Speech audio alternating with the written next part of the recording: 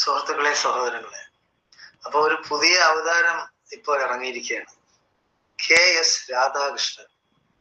ഇത്രയും നാള് കോൺഗ്രസ്സുകാരനായിരുന്നു. പപ്പൂന കൊണ്ട് ഇനി കാര്യമില്ല, അതുകൊണ്ട് ഞാൻ കോൺഗ്രസ് പാർട്ടി വിടുകയാണ്. അപ്പൊ ഇനി ആകെ ഒരു ആശ്രയം എന്ന് പറയുന്നത് BJP, RSS, സംഘപരിവാർ ശക്തികളിലുള്ള വിശ്വാസമാണ്. ഇനി എന്നാണ് കാക്കി നിക്കർ അണിയുന്നത് എന്നറിയാൻ വയ്യ. എന്തായാലും RSSകാരനായി ഒരു കാക്കി നിക്കറും കൂടെ ഇട്ട് കഴിഞ്ഞാൽ പിന്നെ ഇവിടെ ആരെയും എന്തും ചെയ്യാം. ലാത്തി കിട്ടും, തോക്ക് കിട്ടും, ആരെയും കൊല്ലാം, ആരെയും എന്തും ചെയ്യാം, ബലാത്സംഗം ചെയ്യാം. കാര്യം ഈ രാധാകൃഷ്ണൻ എന്ന് പറയുന്ന ഒരു തെണ്ടി വയസ്സനായി, കാലം നീട്ടിയിരിക്കുകയാണ് പിടിയില്. അപ്പൊ റിട്ടയർമെന്റ് ചെയ്ത് ഇനി എന്ത് ചെയ്യാനൊക്കെ? കോൺഗ്രസിൽ നിന്നാ ഇനി വലിയ രക്ഷയൊന്നുമില്ല. ഇനി എന്ത് ചെയ്യാനൊക്കെ? ഇപ്പൊ ട്രെൻഡ് എന്ന് പറയുന്നത് BJP പോവുക, എന്തെങ്കിലും ഒരു പശുവിന്റെ ചാണകമോ സ്വല്പം മൂത്രമോ കുടിച്ചിട്ട് നിവർന്നു നിന്നിട്ട് ഞാൻ RSSകാരനായി, അല്ലെങ്കിൽ ഒരു കാക്കി നിക്കറും ഇട്ടിട്ട്, ഒരു വള്ളി നിക്കറ് കാക്കി ഇട്ടിട്ട്, കാര്യം ബെൽറ്റ് കെട്ടാൻ പോകില്ല, പിടിച്ചു പോകില്ല, കാരണം വയസ്സായി പോയില്ല, ഇറങ്ങിപ്പോകും. അപ്പൊ ഒരു വള്ളി നിക്കറും ഇട്ട്, ഒരു ബന്യനും ഇട്ട് ഞാൻ RSSകാരനായി, എനിക്കിനി ദൈവവിളി ഉണ്ടായി, ഞാൻ RSSകാരനാവുകയാണ്. മറ്റേ ഒരു DGP, ഒരു അച്ചായൻ ഇപ്പൊ RSSന്റെ നിക്കറും ഇട്ടിട്ട് നിൽക്കുന്നുണ്ട്. അത് എത്രയോ വർഷമായി RSSകാരനായ ഒരു പാവപ്പെട്ട ഹിന്ദുവിനെ കൊടയും പിടിച്ച് യമന് കൂട്ടിൽ പിന്നെ കൊട പിടിച്ച് നിൽക്കുന്നു. അപ്പൊ അതുപോലെ യമനും ഇനി ആഗ്രഹം എന്ന് പറയുന്ന ഈ തെണ്ടി രാധാകൃഷ്ണൻ, അവനിപ്പോ പുതിയ പേര് കൊടുത്ത് ഇന്ത്യ ലൈവ്, അതാണ് ചാനലിന്റെ പേര്. അതിൽ 2 പൊട്ടന്മാരുണ്ട്. ഒരു പൊട്ടന്റെ പേര് എന്താണെന്ന് എനിക്ക് അറിഞ്ഞൂടാ. മറ്റേ പൊട്ടൻ എന്ന് പറയുന്നത് ജേർണലിസം പഠിച്ച പൊട്ടനാണ്, സുനിൽ വടയാർ. എന്തായാലും ശരി, ജേർണലിസം അന്ന് പഠിച്ച കാലത്ത് എന്താണ് ഉദ്ദേശിച്ചിരുന്നത് നമുക്ക് അറിഞ്ഞൂടാ. എന്തായാലും ശരി, ഇപ്പോ പക്ക RSSകാരനാണ്. നെറ്റിയിൽ ഒരു കുറിയും കയ്യിലൊരു മഞ്ഞ ചരടും കെട്ടി ഒരു കാക്കി നിൽക്കാനും ഇട്ട RSSകാരനായി. അപ്പോ എന്ത് ചെറ്റത്തരവും കാണിക്കാനുള്ള ലൈസൻസ് കേന്ദ്ര ഗവൺമെന്റ് കൊടുക്കുകയാണ്. നിങ്ങൾ എന്ത് വേണമെങ്കിലും ചെയ്തോ, എത്ര മുസ്ലിങ്ങൾ വേണമെങ്കിലും കൊന്നോളി, എത്ര മുസ്ലിം പെണ്ണുങ്ങളെ വേണമെങ്കിലും നിങ്ങളെ ബലാത്സംഗം ചെയ്തോളി, സ്കൂളുകളിൽ പഠിക്കുന്ന മുസ്ലിം പെൺകുട്ടികളെ മുട്ടായ ബിസ്ക്കറ്റ് അതാ ഇതാ കൊടുത്ത് നിങ്ങൾ പീഡിപ്പിച്ചോളി, ഞങ്ങൾ ഇവിടെ ഉണ്ട്, ഞങ്ങൾക്ക് പ്രശ്നമല്ല. കാരണം അന്തസ്സും അഭിമാനവും തറവാടിത്തവും ആണത്വമുള്ള അഭിമാനമുള്ള ആരെങ്കിലും ഈ പ്രവൃത്തി ചെയ്യും. ആ തെണ്ടി പിന്നെ പത്മരാജന് അവന് കോടതി വിധിച്ച് ജീവപര്യന്തം, അങ്ങനെ അവന്റെ മരണം വരെ ജീവപര്യന്തം അവൻ ജയിലിൽ കിടന്ന് ചാവണമെന്നാണ്. അപ്പൊ അത് വിധിച്ച് ഒരു 10 വയസ്സുള്ള പെൺകുട്ടിയെ പീഡിപ്പിച്ചതിനാണ്. അതിന് യവന്മാര് ഇറങ്ങിയിരിക്കുകയാണ് കഴുകാൻ. എങ്ങനെ? സോപ്പും കൊണ്ട് ഇറങ്ങിയിരിക്കുകയാണ്. എല്ലാ ജില്ലാ ആസ്ഥാനങ്ങളിലും പ്രസ് കോൺഫറൻസ് വിളിപ്പിച്ചിട്ട് പറയുകയാണ്, ഇങ്ങനെയാണ്, അങ്ങനെയാണ്, അങ്ങനെ ചെയ്തിട്ടില്ല, നമ്മുടെ ഉത്തരവാദിത്തമാണ് പത്മരാജൻ സാറിന്, മാഷിനെ സംരക്ഷിക്കേണ്ട ചുമതല. നാണവും മാനവും ഇല്ലാത്തവരല്ലേ അത് ഈ പ്രവൃത്തി ചെയ്യുള്ളൂ. എല്ലാത്തിനും ജാതി. അപ്പൊ അതിന്റെ കൂടെ കൂടിയിരിക്കുകയാണ് ഇവൻ KSR. പുതിയ പേരാണ്. പിന്നെ YSR എന്നൊക്കെ കേട്ടിട്ടുണ്ട്. അവിടെ ആന്ധ്രാപ്രദേശിൽ മുഖ്യമന്ത്രി ആയിരുന്ന ആളല്ല, രാജശേഖർ റെഡ്ഡി എന്നാണ്. ഇത് പുതിയ ഒരു അവതാരമാണ്, KS രാധാകൃഷ്ണൻ. അപ്പൊ ഞാൻ ഇങ്ങനെ കുറെ അന്വേഷിച്ചാണ് ഈ രാധാകൃഷ്ണൻ എന്ന പേര് കിട്ടി. അവൻ എവിടത്തുകാരനാണ്? അവനിപ്പോ ആകെ ഭീതിയിലാണ്. കാരണം വെമ്പായത്ത് ഭയങ്കരമായ ഭീകരന്മാർ ഒളിഞ്ഞിരിപ്പുണ്ട്, അവിടെ അങ്ങനെ പ്രവർത്തിക്കുന്നു. തിരുവനന്തപുരം ജില്ലയിൽ പോലും ഇങ്ങനെ ആയല്ലോ എന്നാണ് അവൻ ദുഃഖിക്കുന്നത്. കാരണം അവൻ നേരത്തെ വിചാരിച്ച് മലപ്പുറവും കോഴിക്കോടും കാസർഗോഡും കണ്ണൂരും മാത്രമേ ഭീകരരുള്ളൂ. അപ്പൊ ഭീകരൻ എന്ന് പറഞ്ഞാൽ മുസ്ലിങ്ങളെയാണ് പറയുന്നത്. ഈ കേരളം മൊത്തം, ഈ ഇന്ത്യ മൊത്തം ഭീകരന്മാരാണ് ഈ RSSകാരെന്ന് പറയുന്നത്. അതിനെ അവൻ കാണുന്നില്ല. അതായത് RSSകാരിയായ, എന്താണ് അവളുടെ പേര്, മലേഗാവില് ബോംബ് വെച്ച് സ്ഫോടനം നടത്തി 45 പേരെ കൊന്ന പ്രഗ്യാ സിംഗ് താക്കൂർ എന്ന് പറയുന്ന ആ തേവിടിശി ഉണ്ടല്ലേ, അവൾ ഇന്ന് പാർലമെന്റ് മെമ്പറാണ്. അറിയാമോ? രാധാകൃഷ്ണ, നീ തിന്നുന്നത് അരിയാഹാരമാണെങ്കിൽ നീ എന്താണ് വിമർശിക്കാത്തത്? കേരളത്തില് ആദ്യമായി ഒരു ബോംബ് സ്ഫോടനം, ഒരു പിന്നെ എന്താണ് ബോംബ് സ്ഫോടനം ആദ്യമായിട്ട് നടത്തി, ഭീകരാക്രമണം ആദ്യമായിട്ട് നടത്തിയത് ക്രിസ്ത്യാനിയാണ്. അതില് 13 പേര് മരിക്കുകയും 33 പേര് ഹോസ്പിറ്റലാവുകയും ചെയ്തു. അപ്പോ ആദ്യമായിട്ട് ബോംബ് സ്ഫോടനം നടത്തിയ ആരാണ്? ക്രിസ്ത്യാനി കേരളത്തിൽ നടത്തി. അപ്പൊ ഇന്ത്യയിലെ എത്രയോ സ്ഫോടനങ്ങളും ആളുകളെ കൊലപാതകങ്ങളും ഒക്കെ നടത്തിയവരാണ് എല്ലാ സംഘപരിവാർ ശക്തികളാണ്. അതിന് ആരെങ്കിലും ഒരു തിരിച്ചടി നടത്തിയാൽ അത് പ്രശ്നമാവും. പിന്നെ രണ്ടാമത് UP-യില് അഖിലാഖ് എന്ന് പറയുന്ന ഒരു വൃദ്ധന്, അയാളുടെ മകൻ മിലിറ്ററിയിൽ ജോലി ചെയ്യാണ്. മിലിറ്ററിക്ക്, അതായത് ഇന്ത്യൻ കരസേനയ്ക്കോ വായുസേനയ്ക്കോ വേണ്ടി പണി ചെയ്യുന്ന അയാളുടെ മകൻ പണി ചെയ്യുന്നു. ആ മനുഷ്യനെ തന്നെ, അതായത് ആ മകന്റെ വാപ്പായ പിതാവിന് ഒരു സംഘം RSSകാർ വീട്ടിൽ അതിക്രമിച്ച് കയറി അനൗൺസ്മെന്റുമായിട്ട് വരികയാണ്. അവിടുന്ന് നമ്മൾ ആരാധിക്കുന്ന പശു, മൂത്രവും മലവും നമുക്ക് തരുന്ന ആ പശുവിനെ അവർ കൊന്നു പിന്നെ ഇറച്ചിയാക്കി ഫ്രിഡ്ജിൽ സൂക്ഷിച്ചിരിക്കുന്നു എന്ന് പറഞ്ഞിട്ട്. അപ്പോ അങ്ങനെ ഒരു സംഭവം ഇവിടെ നടന്നിട്ടില്ല. അവരെ വീട്ടിലുണ്ടായിരുന്നത് ആടിന്റെ ഇറച്ചിയാണെന്ന് പിന്നീട് പിന്നെ അവര് ലാബോറട്ടറിയിൽ പിന്നെ കൊണ്ടുപോയി ആ മാംസത്തെ പരിശോധിച്ചപ്പോ മനസ്സിലായി എന്തായാലും ആളിനെ കൊന്നില്ലേ. അപ്പൊ അത്ര വൃത്തികെട്ട ആളുകളാണ് ഈ RSSകാർ. ആരെ എന്തും ചെയ്യും, അതിനൊരു ലൈസൻസും വേണ്ട. ആ ഭീകരന്മാരെ അങ്ങനെ പയ്യെ ഒതുക്കി വെച്ചിട്ടാണ് ബാക്കി ഒന്നും ചെയ്യാത്ത ഭീകരന്മാരെ പറ്റി പറയുന്നത്. ക്രിസ്ത്യാനികളെ പറ്റിയും പറയുന്നില്ല. ഇന്ത്യയില് 16 ലക്ഷം ഹിന്ദു മുസ്ലിം സഹോദരങ്ങളാണ് കൊന്നു കുഴിച്ചു മൂടിയവരാണ് ഈ പിന്നെ ഇംഗ്ലീഷുകാരായ ക്രിസ്ത്യാനികൾ. എന്തേ രാധാകൃഷ്ണ നീ മിണ്ടാത്തത്? നീ എന്ത് മിണ്ടാത്തത്? നീ കുറെ കോൺഗ്രസ്സുകാരനായിരുന്നെന്ന് പറയല്ലേ? നീ വേണമെങ്കിൽ നിന്റെ ഭാര്യയെ കൂട്ടിക്കൊടുക്കും, നിന്റെ മകളെ കൂട്ടിക്കൊടുക്കും, നിന്റെ സഹോദരിയെ കൂട്ടിക്കൊടുക്കും. നീ എന്ത് ചെറ്റത്തരം കാണിക്കും? നീ അതിനു വേണ്ടിയാണ് ഇപ്പൊ ഇറങ്ങിയിരിക്കുന്നത്. RSSനാണ്. നീ മനസ്സിലാക്കാനുള്ളത് രാധാകൃഷ്ണ പൊന്നുമോനെ, ഈ 3 RSSകാർ ഇപ്പൊ ആത്മഹത്യ ചെയ്തു. 3 RSSകാർ ഇപ്പോ ആത്മഹത്യ ചെയ്തു. നീ അറിഞ്ഞത്? അനന്തു അജി തിരുവനന്തപുരം കോർപ്പറേഷനിലെ ഒരു മെമ്പറായിരുന്ന തിരുമല അനില്, പിന്നെ ആനന്ദ് എന്ന് പറയുന്ന വേറൊരു പിന്നെ ഒരു ചെറുപ്പക്കാരൻ. ഇവര് 3 പേര് ആത്മഹത്യ ചെയ്ത്. എന്തിനാണ് നീ അന്വേഷിച്ച? അതെന്താ നീ മിണ്ടാത്തത്? ഭീകരന്മാരെ മറ്റതും മറിച്ചതും ഒക്കെ നീ പറയുന്നതിന് മുമ്പ് ഈ RSSകാരുടെ ഭീകരത കൊണ്ടല്ലേ ഇവര് 3 പേരും ആത്മഹത്യ ചെയ്ത്? അത് നീ എന്ത് മിണ്ടാത്തത്? നിന്റെ മൂക്കിന് താഴെയല്ലേ നടന്നത് 2 എണ്ണം? തിരുവനന്തപുരം കോർപ്പറേഷനിലെ മെമ്പർ തിരുമല അനി എന്ന് പറയുന്നത് തിരുമല അനിൽ എന്ന് പറയുന്നത് ആത്മഹത്യ ചെയ്തത് അവിടെ തന്നെ. എന്നിട്ട് അയാൾ എഴുതി വെച്ചെന്താണ്? മരണക്കുറിപ്പ് എഴുതി വെച്ചത്, എന്നെ എവിടെ കൊണ്ടുപോയി അടയ്ക്കാലും ഈ RSSകാരെ BJPക്കാരെ അടുപ്പിക്കരുത്, എന്റെ ജനം കണ്ടുപോകരുത് എന്നാണ്.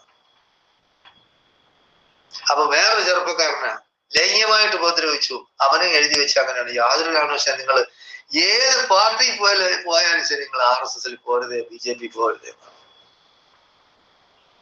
ഇപ്പൊ അടുത്ത് 2 ദിവസത്തിന് മുമ്പ് വേറൊരുത്തം മരിച്ചത്. അപ്പൊ അങ്ങനെ എത്ര പേരാണ് ആനന്ദ് എന്ന് പറയുന്ന പിന്നെ ചെറുപ്പക്കാരൻ ആത്മഹത്യ ചെയ്തത്. അപ്പൊ ഇതെല്ലാം RSSകാരെ ഭയന്നിട്ടാണ്. അപ്പോ ഇവിടെ കേരളത്തിൽ കൊലപാതകത്തിന്റെ പരമ്പര തുടങ്ങിയത് ആരാണ്? പിന്നെ ഈ പോപ്പുലർ ഫണ്ടും മറ്റതും മറിച്ചതും ഒക്കെ വന്നത് എന്ന് തൊട്ടാണ്? അതുകൂടെ നമ്മൾ മനസ്സിലാക്കണം, ചരിത്രം എടുത്ത് പരിശോധിക്കണം. നീ വലിയ വിദ്യാഭ്യാസം ഉണ്ടെന്നല്ലേ പറയുന്നത്. നീ ഇപ്പൊ റിട്ടയർമെന്റ് ആയപ്പോഴത്തേക്ക് നിനക്ക് എന്തെങ്കിലും ജോലി വേണമെന്നുണ്ടെങ്കിൽ അതിന് വേറെ ഏതെങ്കിലും പണി ചെയ്താൽ പോരെ. അല്ലെങ്കിൽ തന്നെ ഇനി ജോലി എന്തിട്ട് നിനക്ക്? നീ റിട്ടയർ ചെയ്ത് നിന്റെ നല്ല കാലത്തെല്ലാം നീ നല്ല സ്ഥാനത്തൊക്കെ ഇരുന്നാണ് ഞാൻ അറിഞ്ഞത്. അപ്പൊ അതിൽ കൂടുതൽ ഇനി വേണോ? അപ്പൊ അതായത് സ്വന്തം തന്ത വയസ്സായി കഴിവുകെട്ടവനായ അയാൾ എന്റെ തന്തയൊന്നുമല്ല, എന്റെ തന്ത മോഡിയാണ്, അല്ലെങ്കിൽ എന്റെ തന്ത അമിത്ഷായാണ്, അല്ലെങ്കിൽ ഇവിടുത്തെ മുഖ്യമന്ത്രിയാണ് എന്ന് പറഞ്ഞ ഈ ചെറ്റത്തരം നിന്നെ പറ്റി എന്താ? നീ മിക്കവാറും നായനായിരിക്കാനാണ് സാധ്യത. കാരണം അവരെ ഇത് ചെയ്യുള്ളൂ. നായന്മാരെന്ന് പറയുന്നത് പകുതി രക്തവും RSS BJPക്കാരാണ്. പകുതി മറ്റേത് സ്വന്തം താല്പര്യങ്ങള് വേണ്ടി ആദ്യം കോൺഗ്രസ് എന്നാ കമ്മ്യൂണിസ്റ്റ് എന്നാ വേറെ ഏതെങ്കിലും പാർട്ടി എന്നാ പറഞ്ഞ് നിൽക്കും. അത് കഴിയുമ്പോഴത്തേക്ക് ഇനി നമുക്ക് അതിൽ കൊണ്ട് കാര്യമില്ല, കാരണം നേടേണ്ടതെല്ലാം അതിൽ നിന്ന് നേടി. ഇനിയിപ്പോ നമുക്ക് ഇതിലോട്ട് വെച്ച് പിടിച്ചു നോക്കാം. അപ്പൊ പുതുതായിട്ടൊക്കെ വരുമ്പോഴത്തേക്ക് ഒരു വെയിറ്റ് കിട്ടും, കുറച്ചു നാളത്തേക്കാണ്, അത് കഴിയുമ്പോൾ തീരും. ഇതാണ്ട കുറച്ചു നാള് കരുണാകരന്റെ മോളായിട്ട് നടന്ന് ഇപ്പൊ കരുണാകരന്റെ മോളെ അയാളെന്ത് എന്റെ അച്ഛൻ, അയാളൊന്നും എന്റെ അച്ഛനല്ല, സോറി എന്റെ അച്ഛൻ മോഡിജിയാണ് എന്നെ പണ്ട് വളർത്തിയിട്ടുള്ളതും എനിക്ക് എല്ലാം തന്നിട്ടുള്ളതും. എന്ന് പറഞ്ഞു പോയില്ലേ? ഇപ്പൊ ഉച്ചിഷ്ടം പരീക്ഷിച്ച്, അതായത് ചാണകവും നിന്റെ മൂത്രവും കുടിച്ച് എന്നിട്ട് ഒരു സ്ഥാനം കിട്ടിയില്ല. അതുപോലെയാണ് നിന്റെ അവസ്ഥ. സെൻകുമാർ വന്ന് അവന്റെ അവസ്ഥ അത് തന്നെ. പിന്നെ ഒരു ശ്രീലേഖ വന്ന് അവൾക്ക് ഇപ്പൊ കിട്ടിയിരിക്കുന്നെന്ന് പറഞ്ഞാൽ അവിടെ ഒരു കോർപ്പറേഷൻ കൗൺസിലറായിട്ട് ഒരു സ്ഥാനാർത്ഥിത്വമാണ് കിട്ടിയത്. അത് നമുക്ക് കാണാം. ആര് ജയിച്ചാലും ആ തള്ള ജയിക്കില്ല, അത് ഉറപ്പാണ്. ഹിന്ദുക്കൾ വോട്ട് ചെയ്യുന്നുമില്ല അവർക്കൊന്നും. കാരണം ജനങ്ങൾ കാണയില്ലേ എവിടെയൊക്കെ പ്രവൃത്തികൾ. ആര് ചെറ്റത്തരം കാണിച്ചാലും ശരി, അവർക്ക് തിരിച്ചടി അതേ സമുദായത്തിൽ നിന്ന് തന്നെ കിട്ടും. അപ്പൊ ഈ സുനിൽ വാളയാണെന്ന് പറയുന്ന അവൻ ഇപ്പോ RSS BJP കാരനാണ്. അവൻ എപ്പോഴും ഇവരുടെ എല്ലാ നേതാക്കന്മാരായിട്ട് വരുന്നത്. അപ്പൊ എനിക്ക് നേരത്തെ ഇത് അറിഞ്ഞുകൂടായിരുന്നു. ഞാൻ വിചാരിച്ച ജേർണലിസം പഠിച്ച ഒരു നല്ല ജേർണലിസ്റ്റ് ആയിരിക്കും എന്നാണ്. അപ്പൊ കണ്ടു വന്നപ്പോ കുറെ ഫോട്ടോയൊക്കെ കണ്ട മനസ്സിലായി അവൻ RSS കാരനാണ്. പിന്നെ ഇനി പ്രത്യേകിച്ചൊന്നുമല്ല, എന്തായാലും അവന് അതിൻ്റെതായ ഗുണവും അതും ഇതും ഒക്കെ കിട്ടും. കുറെ എന്തായാലും എല്ലാവർക്കും ഈ ചാനലുകളിൽ RSS RSSന് വേണ്ടി മൈക്ക് സെറ്റ് വെച്ച് വേണ്ടി പ്രചരിപ്പിക്കുന്നവർക്ക് മാസം തോറും കൃത്യമായ പടി കൊടുക്കുന്നുണ്ട് കേരളത്തിലുള്ള എല്ലാവരും. കാരണം നിങ്ങൾക്കറിയാം, കേരളത്തിൽ ഇന്ന് നടക്കുന്ന ചാനലുകളിൽ ഒരു 85% സംഘി ക്രിസംഘി ചാനലുകളാണ്. അതിന്റെ നേതാവ് എന്ന് പറയുന്നത് ഷാജസ് കറിയാണ്. അവന് പുറത്തുനിന്നും ഫണ്ട് കിട്ടുന്നുണ്ട്. അതൊന്നും ഇവിടെ അന്വേഷിക്കില്ല. കാരണം മോഡിയെ അവൻ 24 മണിക്കൂർ സ്തുതിക്കുന്നവരാണ്. അപ്പൊ ഇപ്പൊ ഭയങ്കരമായ സൗണ്ടിലാണ് ഇപ്പൊ പറയുന്നത് മുസ്ലിം ഭീകരത, ഇസ്ലാമിക് ഭീകരത, പൊളിറ്റിക്കൽ ഇസ്ലാം, പൊളിറ്റിക്കൽ ഇസ്ലാമിക് അജണ്ട, മറ്റത് മറിച്ചത്, ഇവിടെ ഇസ്ലാമികൾ എന്തോ ചെയ്തു കളയുന്നതാണ്. ഈ പൊട്ടന്മാർക്ക്, അതായത് സാധാരണ ഹിന്ദു ക്രിസ്ത്യൻ സമുദായങ്ങൾക്ക് അറിയാം മുസ്ലിങ്ങൾ ഇവിടെ ഭരിച്ചെന്ന് വിചാരിച്ച് ഒരു കുഴപ്പമില്ല. പിന്നെ മുസ്ലിങ്ങൾക്ക് ഇവിടെ ഭരിക്കുകയും വേണ്ട. എന്തിനു ഭരിക്കണം? മുസ്ലിങ്ങൾ ഭൂരിപക്ഷമില്ലാത്ത ഒരു രാജ്യം പിടിച്ചെടുത്ത് ഭരിക്കാൻ നോക്കും. അത് പണ്ട് കാലത്തൊക്കെ അങ്ങനെയൊക്കെ നടന്നിട്ടുണ്ട്. ഇപ്പൊ കാശ്മീർ എന്ന് പറയുന്ന മുസ്ലിം ഭൂരിപക്ഷമാണ്. അവിടെ ഭരിച്ചിരുന്ന ഹിന്ദു രാജാക്കന്മാരാണ്. പിന്നെ ഇന്ത്യ എന്ന് പറയുന്നത് പിന്നെ ഹിന്ദുക്കളിൽ ഭൂരിപക്ഷമുള്ള രാജ്യമാണ്, ഇപ്പോഴുമാണ്. ആ രാജ്യം ഭരിച്ചിരുന്ന 850 വർഷം മുസ്ലിങ്ങളായിരുന്നു. അപ്പൊ അന്നൊക്കെ അത് നടക്കുമായിരുന്നു. ഇനി അതൊന്നും നടക്കൂല. അങ്ങനെ വേണ്ടതാണ്. പിന്നെ വേറൊരു കാര്യം എന്ന് പറഞ്ഞാൽ, ഇവിടെ എല്ലാവരെയും അങ്ങ് മുസ്ലിങ്ങളാക്കുന്നത്. ആര് പറഞ്ഞു മുസ്ലിങ്ങളാക്കുന്നത്? എന്തിനു മുസ്ലിങ്ങളാക്കുന്നത്? അതിന്റെ ഉദ്ദേശം എന്താണ്? അതായത് മുസ്ലിങ്ങൾ വിശ്വസിക്കുന്നത് തന്നെ സത്യവിശ്വാസികളും സത്യനിഷേധികളും, ഈ രണ്ടാണ് ലോകത്തുള്ളത്. സത്യം എന്ന് പറയുന്നത് ദൈവം സത്യമാണ്. ദൈവത്തിന്റെ പ്രവാചകന്മാർ സത്യമാണ്. അതിൽ വിശ്വസിക്കുന്നവരാണ് സത്യവിശ്വാസികൾ. ദൈവത്തിനെ നിഷേധിക്കുന്നവർ, ദൈവത്തിന്റെ പ്രതിനിധികളായ പ്രവാചകന്മാരെ നിഷേധിക്കുന്നവർ, അവർ ആണ് സത്യനിഷേധികൾ. ഇത് രണ്ടേ ഉള്ളൂ. പിന്നെ ലോകത്ത് തന്നെ കടലും കരയും പോലെ, ആകാശവും ഭൂമിയും പോലെ, സ്വർഗവും നരകവും പോലെ, സത്യവും കള്ളവും പോലെ. അപ്പം ഇത് ലോകത്ത് യാഥാർത്ഥ്യമാണ്. അപ്പം സ്വർഗവും നരകവും ഉണ്ടെന്ന് വിശ്വസിക്കുന്നവരാണ് മുസ്ലിങ്ങളും ഹിന്ദുക്കളും ക്രിസ്ത്യാനികളും യഹൂദന്മാരും. ഇപ്പൊ നല്ല ഹിന്ദുക്കളെയൊക്കെ എനിക്കറിയാം. എന്റെ കുട്ടിയിലെ ഞാൻ കണ്ടിട്ടുണ്ട്. അവർ ആകാശത്തോട്ട് കൈ ഉയർത്തി പ്രാർത്ഥിക്കുന്ന ഞാൻ കണ്ടിട്ടുണ്ട്. രാവിലെ ഞാൻ കണ്ടിട്ടുള്ളതാണ്. ഇന്ന് ഞാൻ കാണുന്നില്ല. എന്റെ കുട്ടിക്കാലത്ത് ഞാൻ കണ്ടിട്ടുള്ളതാണ്. ഒരു 50-60 വർഷങ്ങൾക്ക് മുമ്പ് ഞാൻ കണ്ടിട്ടുള്ളതാണ്. ഹിന്ദുക്കളായിരുന്നാലും സ്ത്രീകളായിരുന്നാലും പുരുഷന്മാരായിരുന്നാലും രാവിലെ കുളിച്ച് റെഡിയായി കുളിയൊക്കെ തൊട്ട് റെഡിയായി വന്നിട്ട് ഇങ്ങനെ പ്രാർത്ഥിക്കും, ആകാശത്തോട്ട് കൈ ഉയർത്തി. അപ്പൊ ആകാശത്ത് ആരാണ് ഇരിക്കുന്നത്? ദൈവം. മുസ്ലിങ്ങൾ പറയുന്നതും ആകാശത്ത് തന്നെയാണ്. അല്ലാഹു ആകാശത്ത് തന്നെയാണ്. ക്രിസ്ത്യാനികൾ പറയുന്നത് അത് തന്നെയാണ്. പിന്നെ യഹൂദന്മാർ പറയുന്നത് അത് തന്നെയാണ്. ഹിന്ദുക്കൾ പറയുന്നത് അത് തന്നെയാണ്. അപ്പോ എല്ലാ സമുദായങ്ങളും നമ്മൾ മനസ്സിലാക്കാനുള്ളത്, ശ്രീരാമനും ശ്രീബുദ്ധനും ശ്രീകൃഷ്ണനും എല്ലാം പ്രവാചകന്മാരായിരുന്നു. മനുഷ്യനെ നിർമാർഗത്തിലേക്ക് നയിച്ചത്, അന്ധകാരത്തിൽ നിന്ന് വെളിച്ചത്തിലേക്ക് നയിച്ചതെല്ലാം ഈ പുരുഷന്മാരാണ്. അതായത് ദൈവത്തിന്റെ പ്രവാചകന്മാരാണ്. പ്രവാചകൻ എന്ന് പറയുന്നത് ദൈവത്തിൽ നിന്ന് മെസ്സേജ്, അതായത് മെസ്സേജ് കിട്ടിയിട്ട് മെസ്സേജ് കൊടുക്കാൻ ആളുകൾ കാണും. മാലാഖമാർന്ന് ക്രിസ്ത്യാനികൾ പറയും, മുസ്ലിങ്ങൾ പറയും മലക്കുകൾ എന്ന് പറയും. അവർ വരും, അത് കൊടുക്കും. അപ്പൊ ഇവർക്ക് വേദഗ്രന്ഥങ്ങൾ കിട്ടിയിട്ടുണ്ട്. നിങ്ങൾ ഭഗവത്ഗീത വായിച്ചിട്ടുണ്ടെങ്കിൽ ഈ രാധാകൃഷ്ണൻ വന്ന് ആ ഭഗവത്ഗീത എടുത്ത് വായിച്ചു നോക്കണം. വായിച്ചു നോക്കിയിട്ട് അതിലെന്താണ് പറഞ്ഞിരിക്കുന്നത്? ദൈവത്തിനെ സ്തുതിക്കേണ്ടെന്നാ, ദൈവത്തിനെ ആരാധിക്കേണ്ടെന്നാ പറയുന്നത്. അത് മാത്രം ഏക ദൈവത്തിനെ ആരാധിക്കണമെന്നാണ് ഭഗവത്ഗീത പറഞ്ഞിട്ടുള്ളത്. പണ്ട് കാലത്ത് മനുഷ്യൻ വിശ്വസിച്ചിരുന്നത്, കേരളത്തിലും തന്നെ, കേരളത്തിൽ വിദ്യാഭ്യാസ സമ്പന്നരാണ്, എല്ലാമാണ്. ഭൂമിയായിട്ട് ലൈംഗികബന്ധത്തിൽ ഏർപ്പെട്ട് ആര്? സൂര്യഭഗവാൻ. എന്നിട്ട് കുട്ടി ഉണ്ടായെന്ന് പറയുന്നവരാണ്. ഇന്ന് ആരെങ്കിലും പിള്ളേരുടെ ആരെങ്കിലും പറഞ്ഞാൽ അത് നടക്കും? അവർ അപ്പം അടി തരും. ആകാശത്ത് നിന്ന് സൂര്യൻ ഇറങ്ങി വന്ന് ഭൂമിയായിട്ട് പിന്നെ ലൈംഗികബന്ധം പുലർത്തി കുട്ടി ഉണ്ടായി എന്ന് പറഞ്ഞാൽ ആരെങ്കിലും വിശ്വസിക്കും? അപ്പൊ അങ്ങനെ വിശ്വസിച്ചിരുന്ന ഒരു കാലഘട്ടം ഉണ്ടായിരുന്നു. ആ കാലഘട്ടത്തിലാണ് ഈ പ്രവാചകന്മാർ വന്നിട്ട് അങ്ങനെയല്ല, ഇങ്ങനെയാണ്. ദൈവം എന്ന് പറയുന്നത് എല്ലാത്തിനും അതീതനാണ്. ദൈവമാണ് ഈ ലോകത്തെ പിന്നെ സൃഷ്ടിച്ചത്. ആകാശവും ഭൂമിയും അതിൻ്റെ ഇടയിലുള്ള മനുഷ്യരായിരുന്നാലും ജീവജാലങ്ങളായിരുന്നാലും സസ്യങ്ങളായിരുന്നാലും എല്ലാത്തിനെയും സൃഷ്ടിച്ച് പരിപാലിച്ചു പോരുന്നത് ആ ദൈവമാണ്. ദൈവം ജനിക്കില്ല, ദൈവം മരിക്കില്ല, ദൈവം ആരെയും ജനിപ്പിക്കുകയില്ല. അതാണ് ദൈവം. ദൈവത്തിനിവിടെ അളിയന്മാരില്ല, ദൈവത്തിനിവിടെ ഭാര്യയില്ല, ദൈവത്തിന് പിന്നെ അച്ഛനില്ല, ദൈവത്തിന് കൊച്ചാപ്പായും വലിയപ്പായും ഇല്ല. അപ്പൊ അത് മനസ്സിലാക്കണം, അതാണ് ദൈവം. അല്ലാതെ പറയുന്നതെല്ലാം കളവാണ്. അപ്പൊ എന്ന് പറഞ്ഞ് മനസ്സിലാക്കിയവരാണ് പ്രവാചകന്മാർ. അത് ശ്രീകൃഷ്ണനായിരുന്നാലും ശ്രീബുദ്ധനായിരുന്നാലും പിന്നെ ശ്രീരാമനായിരുന്നാലും മുഹമ്മദ് നബി ആയിരുന്നാലും ജീസസ് ആയിരുന്നാലും മോസസ് ആയിരുന്നാലും അബ്രഹാം എന്ന ഇബ്രാഹിം ആയിരുന്നാലും ആദമായിരുന്നാലും അങ്ങനെ തന്നെയാണ് പറഞ്ഞിട്ടുള്ളത്. അത് ചരിത്രമെടുത്ത് പരിശോധിക്കണം.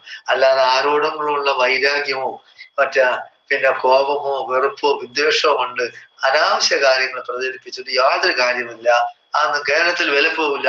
അതുകൊണ്ട് എന്റെ പൊന്നു രാധാകൃഷ്ണ, നീ മനസ്സിലാക്കാനുള്ളത്